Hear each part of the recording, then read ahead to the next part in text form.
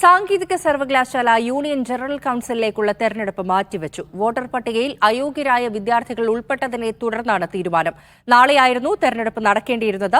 വീഴ്ച വരുത്തിയ പ്രിൻസിപ്പൽമാർക്കെതിരെ നടപടിയെടുക്കുമെന്ന് വൈസ് ചാൻസലർ സജി ഗോപിനാഥ് അറിയിച്ചു.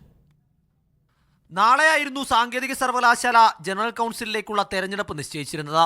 എന്നാൽ തെരഞ്ഞെടുപ്പ് നടക്കുന്ന ദിവസം സപ്ലിമെന്ററി പരീക്ഷയുണ്ടെന്നും ഇളവ് നൽകണമെന്നും ആവശ്യപ്പെട്ട 13 വിദ്യാർത്ഥികൾ സർവകലാശാലയെ സമീപിച്ചു.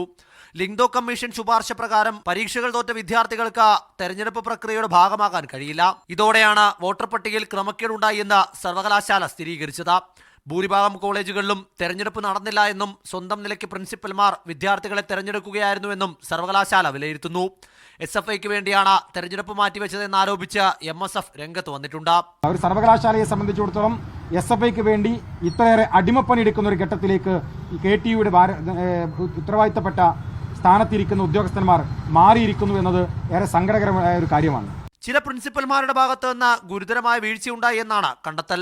ഇത്തരക്കാർക്കെതിരെ അച്ചടക്ക നടപടി വേണമെന്ന് ആവശ്യപ്പെട്ട വൈസ് ചാൻസലർ വോട്ടർ പട്ടിക വിശദമായി പുനഃപരിശോധിക്കുവാനും തീരുമാനിച്ചു.